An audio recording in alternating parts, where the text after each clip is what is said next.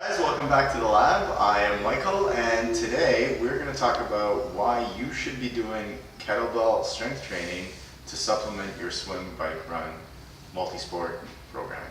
So there are 4 talking points here today. The first one is kettlebell strength training is all about power development, and that's something that if you ride, you run, you swim, you're very concerned with, and that is developing force quickly.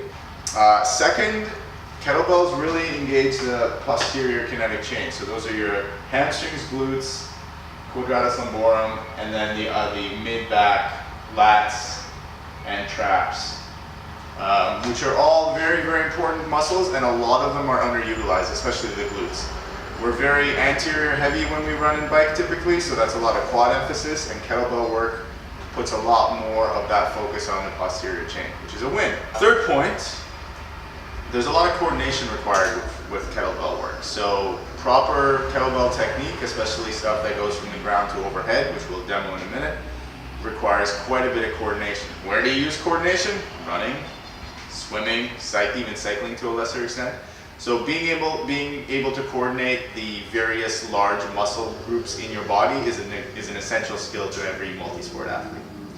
And finally, learning new movements translates into really good neuroplasticity. So when you're forcing your brain to create new motor pathways, you're then able to create those new motor pathways easier, which means learning that new swing stroke becomes easier, or modifying your running gait, if you choose to do that, becomes easier because your brain is more pliable and more able to learn those movements.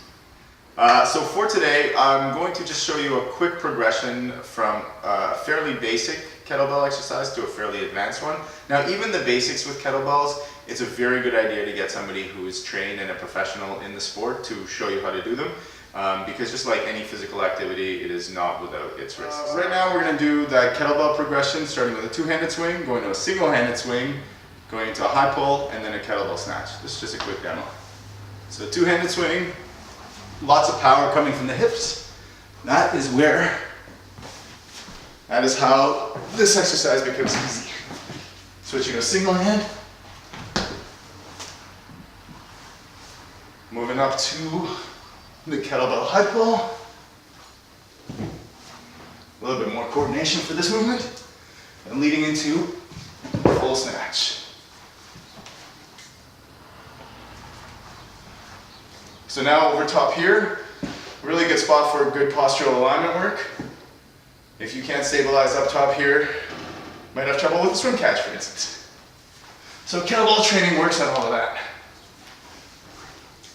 And there you go.